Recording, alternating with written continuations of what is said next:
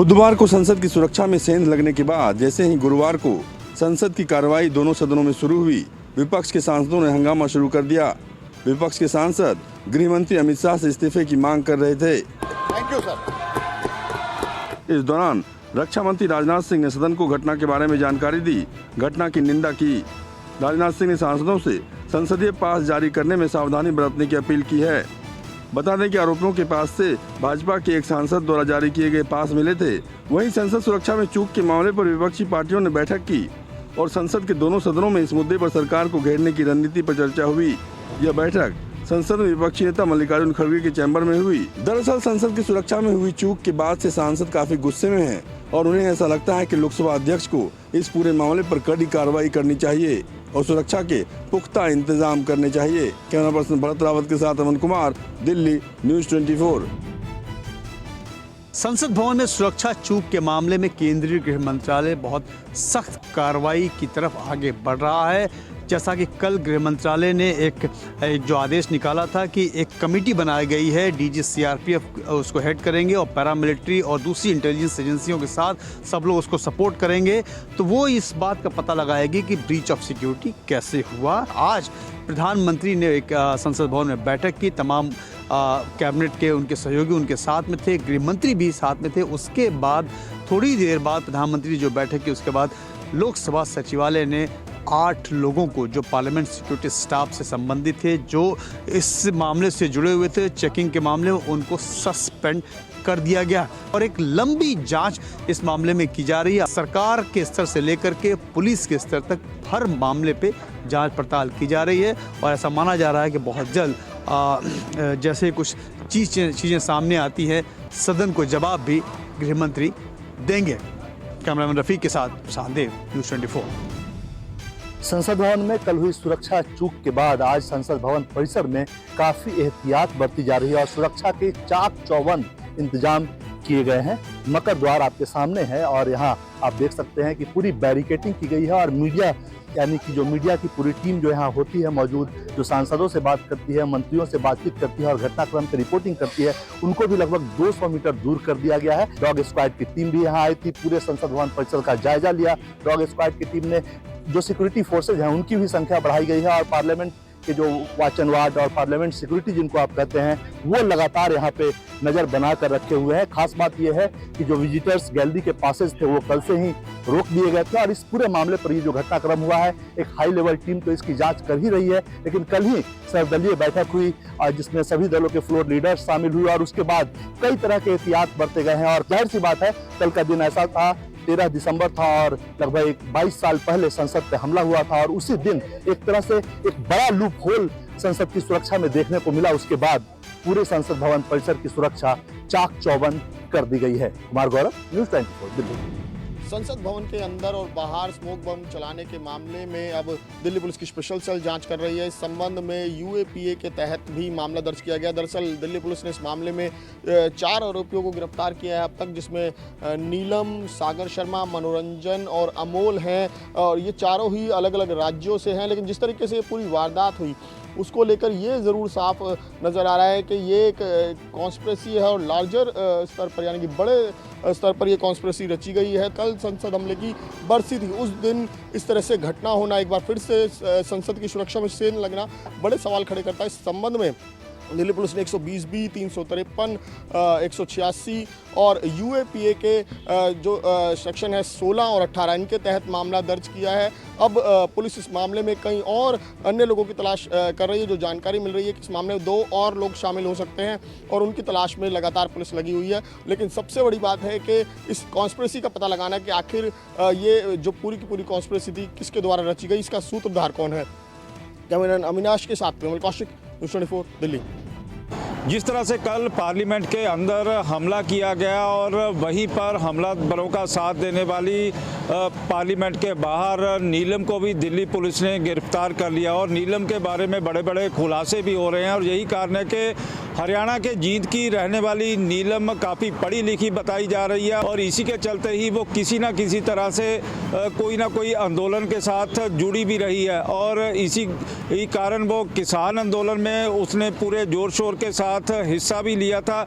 और वहीं पर जींद के आसपास की जो खाप पंचायतें हैं नीलम को समर्थन देने की तैयारी पर विचार कर रही हैं। और ये भी जो सूत्र भी बता रहे हैं कि ये भी पता चला है कि जो खापें हैं वो नीलम को लेकर दिल्ली कूच की तैयारी भी कर रही हैं।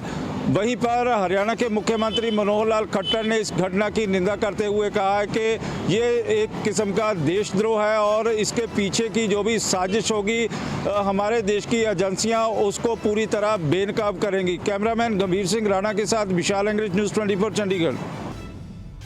संसद भवन घटना में आरोपी सागर शर्मा के लखनऊ स्थित मकान पर फिलहाल ताला लटका हुआ है।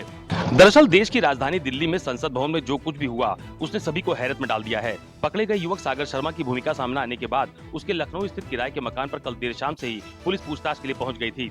देर शाम तक पुलिस की पूछताछ जारी रही। उसके बाद सागर के परिजनों ने मीडिया से दूरी बनाई और अब उनके घर पर फिलहाल ताला लटका हुआ है।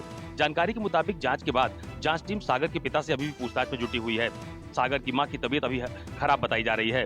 कुल मिलाकर इस घटना की जानकारी मिलने के बाद पूरे इलाके में सन्नाटा पसरा हुआ है।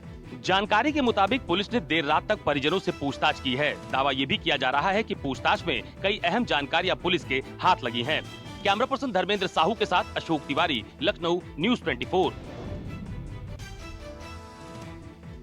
राजस्थान के 14वें मुख्यमंत्री के तौर पर भजन लाल 15 तारीख को जयपुर में शपथ लेंगे। अल्बर्ट हॉल में आयोजित एक कार्यक्रम में मुख्यमंत्री के साथ साथ उनके मंत्रिमंडल के 2 डिप्टी सीएम को शपथ दिलाई जाएगी। इसके लिए बीजेपी ने अपने सभी नवनिर्वाचित एमएलए को बड़ा टारगेट दिया और 1 लाख से भी ज्यादा लोग अल्बर्ट हॉल के पास लगने वाले इसी स्टेज के सामने जमा होंगे। तैयारियों को लेकर एसपीजी यहां पर पहले ही पहुंच चुके हैं क्योंकि पीएम नरेंद्र मोदी भी यहां पर मौजूद रहेंगे। खास बात यह है कि बीजेपी शासित राज्यों के मुख्यमंत्री के साथ साथ एनडीए के जो मुख्यमंत्री हैं, जो बड़े नेता हैं, उन्हें भी इस शपथ ग्रहण कार्यक्रम में बुलाया गया है। इस शपथ ग्रहण कार्यक्रम के बाद भजनलाल सीधे अपना पदभार भी ग्रहण करने सचिवालय जाएंगे क्योंकि उसके बाद मलमास लग रहा है, कोई भी शुभ काम वर्जित है। तो बीजेपी के इस शपथ ग्रहण कार्यक्रम को लेकर तमाम तरह की तैयारियां भी पूरी हो चुकी है। कैमरामैन विजय सिंह के साथ श्रीवत्सन, जयपुर, न्यूज़ 24। मध्य प्रदेश कांग्रेस की आज विधायक दल की बैठक हुई और पीसीसी में बैठक के बाद एक लाइन में यह प्रस्ताव पारित हुआ कि नेता प्रतिपक्ष का चुनाव दिल्ली आलाकमान ही तय करेंगे। इस विधायक दल की बैठक में रणदीप सुरजेवाला के साथ साथ स्क्रीनिंग कमेटी के अध्यक्ष भंवर जितेंद्र सिंह और दिग्विजय सिंह मौजूद रहे।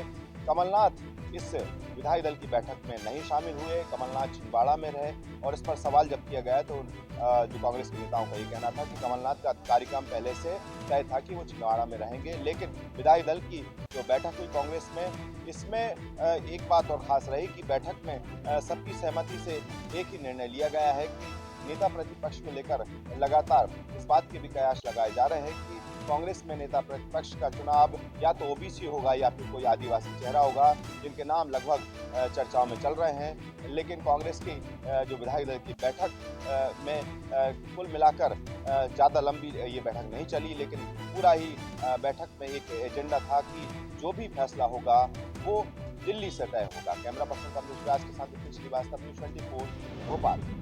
इलाहाबाद हाईकोर्ट ने गुरुवार की दोपहर 2 बजे मथुरा स्थित कृष्ण जन्मभूमि केस की पोशीड़ता तथा कोर्ट की कमिश्नरी भेजे जाने के संबंध में अपना फैसला सुना दिया है। इलाहाबाद हाईकोर्ट के न्यायमूर्ति मयंक जैन की पीठ ने हिंदू पक्ष की याचिका पर सर्वे को मंजूरी दे दी है।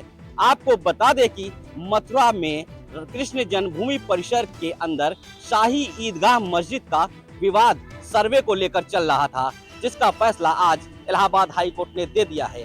कोर्ट ने ईदगाह मस्जिद में विवाद स्थल पर सर्वे को लेकर मंजूरी दे दी है। अब 18 दिसंबर को कमिश्नरी में कौन कौन अधिकारी शामिल होंगे उसकी भी जानकारी दे दी जाएगी। लोकसभा चुनाव के ठीक पहले मुख्यमंत्री नीतीश कुमार ने एक ऐसा काम कर दिया है जिससे बीजेपी भी सत्ते में आ गई है। 2024 के चुनाव के पहले अगले साल जनवरी में जहां प्रधानमंत्री नरेंद्र मोदी राम मंदिर का उद्घाटन करने वाले हैं, तो उसके पहले नीतीश कुमार ने मां जानकी जन्मस्थली यानी कि सीता की जन्मस्थली पर जाकर वहां विकास कार्यों का उद्घाटन किया है। कई योजनाओं का जहां शिलान्यास किया, वहीं कई योजनाओं का उद्घाटन किया है। आपको बता दें कि बिहार के सीतामढ़ी में पुनौरा धाम है, जहां पर सीता माता का जन्मस्थली माना जाता है। और इस जन्मस्थली को लेकर जहां बीजेपी ने यहां पे भव्य मंदिर बनाने की घोषणा की थी, लेकिन उससे ठीक पहले पर्यटन विभाग ने वहां पर भव्य कार्य योजना बनाई है। और इस मंदिर को भव्य रूप देने के लिए वहां पे कल मुख्यमंत्री नीतीश कुमार वहां पहुंचे थे और उन्होंने वहां करीब 12 करोड़ से ज़्यादा की राशि से वहां पे निर्माण कार्य की आधारशिला रखी। वहीं कई जो पहले से काम चले रहे थे उसका उद्घाटन भी किया है। कैमरामैन सनी के साथ अमिताभ ओझा, पटना, न्यूज़ 24।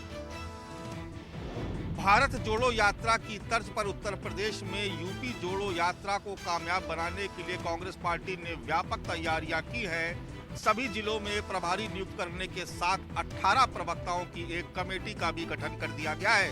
20 दिसंबर से शुरू होने वाली यूपी जोड़ो यात्रा की कामयाबी कांग्रेस पार्टी के लिए एक बड़ी चुनौती है। ऐसे में इस यात्रा की कामयाबी के लिए कांग्रेस पार्टी ने बड़े स्तर पर तैयारियां शुरू कर दी हैं। सहारनपुर से शुरू होकर यात्रा सीतापुर तक आनी है। ऐसे में हर जिले में बड़े नेताओं को प्रभारी नियुक्त किया गया है। केंद्रीय मंत्री रह चुके प्रदीप जैन आदित्य को सहारनपुर, तो इमरान मसूद को बिजनौर की जिम्मेदारी सौंप दी गई है। तो पीएल पुनिया और सलमान खुर्शीद जैसे नेताओं को शामिल कर कुल 26 लोगों की कमेटी बनाई गई है। इस यात्रा को नैतिक पार्टी ने भी अपना समर्थन दिया है। यूपी जोड़ो यात्रा के जरिए कांग्रेस न केवल उत्तर प्रदेश में अपने जनाधार को मजबूत करेगी, बल्कि संगठन का विस्तार करने की कोशिश भी कर रही है। कैमरा पर्सन सचिन कुमार सैनी के साथ मानस श्रीवास्तव, लखनऊ, न्यूज़ 24। महाराष्ट्र में बीजेपी और आरएसएस आगामी लोकसभा चुनाव की तैयारियों में पूरी तरह से जुट गई है। यही कारण है कि 19 तारीख को यानी 19 दिसंबर को बीजेपी के सभी विधायकों की, जो महाराष्ट्र के सभी बीजेपी के विधायक हैं, उनकी आरएसएस मुख्यालय नागपुर में एक महत्वपूर्ण बैठक होनी है।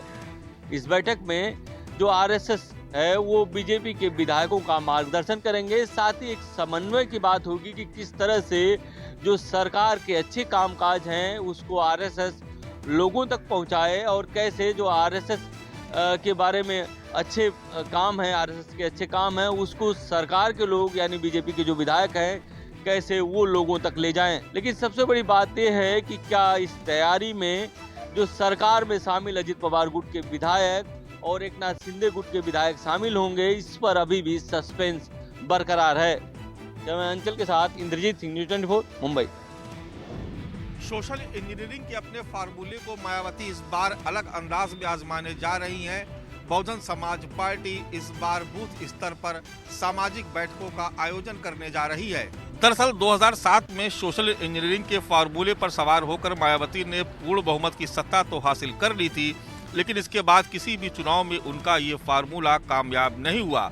बावजूद इसके मायावती इस बार इस फार्मूले को नए अंदाज में आजमाने की कोशिश कर रही है।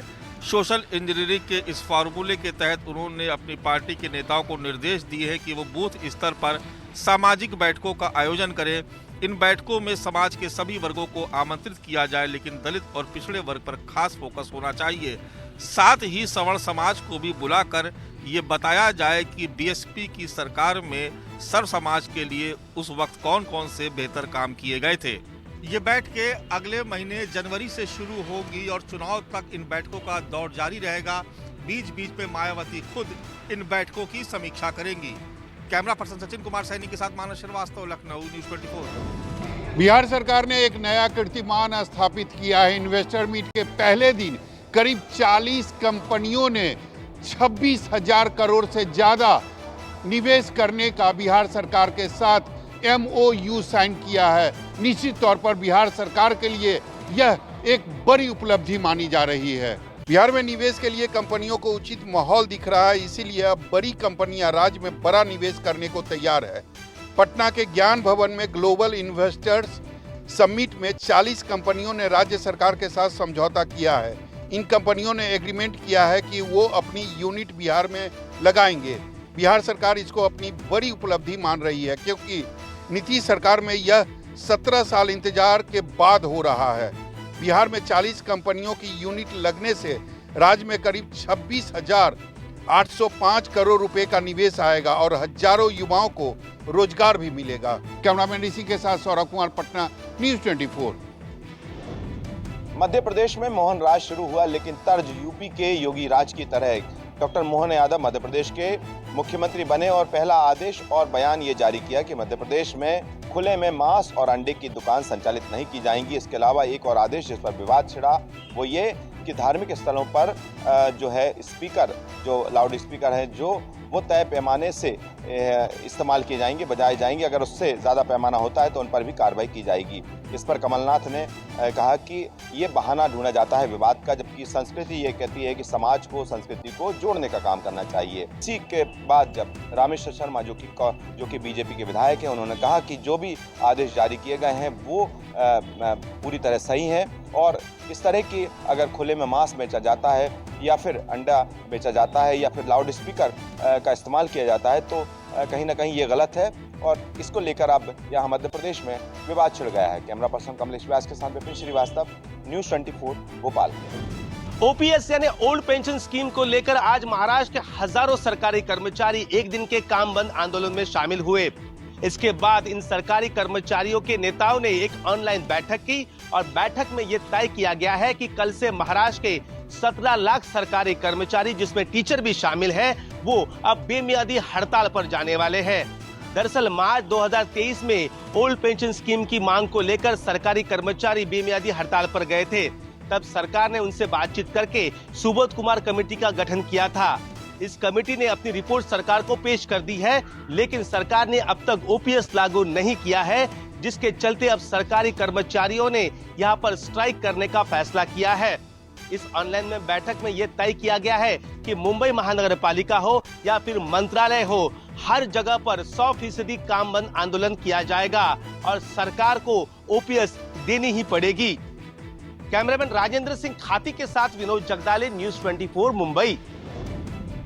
प्याज की कम कीमतों को लेकर गुजरात के किसानों का गुस्सा फूटा, सड़क पर फेंकी प्याज और किया चक्का जाम। राजकोट के गोंडल में किसानों ने प्याज की उचित कीमत न मिलने पर उग्र विरोध करते हुए सड़क जाम कर दी। किसानों ने प्याज सड़क पर फेंकी और प्रदर्शन किया। प्याज का निर्यात बंद होने से किसानों को भारी नुकसान होने की नौबत आ गई है। प्याज की निर्यात बंद होने के बाद प्याज खरीदी कीमतों में आई कमी पर गुस्साए गोंडल और महुआ में किसानों ने नेशनल हाईवे जाम कर उग्र प्रदर्शन किया। सरकार द्वारा प्याज का निर्यात बंद करने के बाद से ही प्याज की कीमतों में भारी गिरावट आ गई है। पहले तो प्याज का निर्यात बंद होने के बाद कई दिनों तक बाजार में नीलामी बंद रही और जब नीलामी दोबारा शुरू हुई तो प्याज की कीमतें बहुत कम मिल रही थी। किसानों का कहना है कि प्याज की कीमत 600 से 700 रुपए थी, मगर जब वे मार्केट पहुंचे तो उन्हें केवल 200 से 300 रुपए मिल रहे थे, जिसमें खेती की लागत भी वसूल नहीं हो पा रही थी। केंद्र सरकार ने प्याज की घरेलू उपलब्धता बढ़ाने और कीमतों को नियंत्रण में रखने के लिए 8 दिसंबर से निर्यात पर प्रतिबंध लगा दिया था। ये प्रतिबंध अगले साल 31 मार्च तक लागू है। ऐसे में रातों रात प्याज के दाम गिरने से किसान काफी ज्यादा नाराज हैं। कैमरामैन प्रभात के साथ भूपेंद्र सिंह, अहमदाबाद, न्यूज़ 24। अक्सर ये देखा जाता है जब कायर पाकिस्तान आतंकियों को घुसपैठ करवाने में नाकाम रहता है तो वो घुसपैठ करवाने के नए नए तरीके ढूंढता है। आतंकियों को टनल के रास्ते भी घुसपैठ करवाने की पाकिस्तान कोशिश करता है और कई बार हमारे बहादुर जवानों ने ऐसी टनल को डिटेक्ट किया है। लेकिन अब पाकिस्तान टनल के रास्ते आतंकियों की घुसपैठ नहीं करवा पाएगा, क्योंकि अगर पाकिस्तान की ओर से टनल खोदी जाती है तो हमने ऐसे सेंसर तैयार किए हैं जो जमीन के अंदर छोटी से लेके बड़ी हरकत को डिटेक्ट कर देंगे और यही वो खास सेंसर हैं जो जमीन के अंदर रखे जाएंगे ताकि अगर पाकिस्तान द्वारा पाले गए आतंकी टनल के जरिए घुसपैठ करने की कोशिश करेंगे तो वो हमारे बहादुर जवानों की गोली से मारे जाएंगे। कैमरामैन पवन के साथ पंकज शर्मा, न्यूज़ 24 जम्मू। महाराष्ट्र एटीएस को बड़ी कामयाबी मिली है। 4 लोगों को गिरफ्तार किया गया है जो पाकिस्तानी खुफिया एजेंसी के संपर्क में थे। इन पर आरोप है कि इन चारों लोगों ने भारतीय सुरक्षा फोर्सेस से जुड़े कुछ गोपनीय जानकारी जो है पाकिस्तानी एजेंसी के साथ साझा किया है। इनमें से एक व्यक्ति सीधे पाकिस्तान से ऑपरेट करने वालों के संपर्क में था, बाकी के 3 इस व्यक्ति के संपर्क में थे। एटीएस को जांच में पता चला कि सोशल मीडिया के जरिए इन्होंने 2 पीआईओ से बात की थी। यह बातचीत साल में 3 बार हुई है। जांच एजेंसी की माने तो बातचीत में कुछ गोपनीय जानकारी जो है वो साझा की गई है। गिरफ्तार किए गए आरोपियों में से एक की पहचान गौरव पाटिल के रूप में हुई है। सूत्रों की माने तो गौरव पाटिल मझगांव डॉक में अप्रेंटिस के पद पर तैनात था। फिलहाल चारों आरोपी एटीएस के शिकंजे में हैं और लगातार इनसे पूछताछ की जा रही है। कैमरामैन अंचल सिंह के साथ राहुल पांडे, न्यूज़ 24 मुंबई। कश्मीर घाटी में इन दिनों कड़ाके की ठंड ने सारे इस सर्दी के मौसम के रिकॉर्ड तोड़ दिए हैं और आज बीती रात श्रीनगर में पारा 0 से -5.4 पर नीचे रिकॉर्ड किया गया और ये इस विंटर सीजन का श्रीनगर में सबसे कम अब तक का तापमान है और इसके चलते ठंड इतनी ज़्यादा बढ़ गई है कि लोग ठंड से ठुठराते नज़र आ रहे हैं। ठंड का सबसे ज़्यादा असर रात के दौरान और सुबह व शाम के समय देखने को मिलता है, जिसके चलते लोग इस ठंड से बचने के लिए अपने घरों में ही दुबक कर रह जाते हैं। लोगों को सुबह सवेरे निकलने में काफी ज्यादा मुश्किलों का सामना होता है। कैमरामैन रशीद के साथ आसू साहब, श्रीनगर, न्यूज़ 24। नॉर्थ सिक्किम के लाचुंगा में कई घंटों से जबरदस्त बर्फबारी हो रही है। बर्फबारी के वजह से यातायात पूरी तरह से प्रभावित है। सड़कों पे बर्फ के मोटे मोटे चादर जम गए हैं, जिसको लेकर यातायात पूरी तरह से बाधित हो रही है।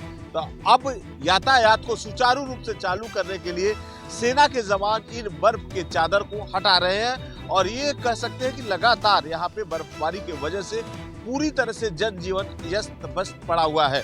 तो अब सेना के जवान इस यातायात को कैसे चालू किया जाए, इसकी तेज गति से काम हो रही है। बर्फ के चादरों को सड़कों से हटाया जा रहा है। तो वाकई कह सकते हैं कि जो ठंड की जो शुरुआत नॉर्थ सिक्किम में हो चुकी है और लोगों को एक तरह से सैलानी इस बर्फबारी का आनंद भी उठा रहे हैं, तो दूसरी तरफ यातायात पूरी तरह से प्रभावित भी हो रही है। कैमरामैन विनोद के साथ मनोज पांडे, न्यूज़ 24 सिक्किम। नेपाल इन दिनों भारत विरोधी गतिविधियों का केंद्र बन चुका है और लगातार पाकिस्तान सहित तमाम भारत विरोधी देश नेपाल के माध्यम से बिहार और इंडिया देश में अलग अलग जगहों पे अलग अलग मंसूबों को अंजाम देने में काम कर रहे हैं। और इसी क्रम में बिहार एटीएस की टीम ने एक ऐसे रैकेट का खुलासा किया है जो नेपाल में बैठे लोगों के माध्यम से हवाला का काम कर रहे हैं और इस माध्यम में कई म्यूल अकाउंटों का इस्तेमाल हो रहा है, जबकि कई जगह क्रिप्टो करेंसी के माध्यम से हवाला का कारोबार चल रहा है।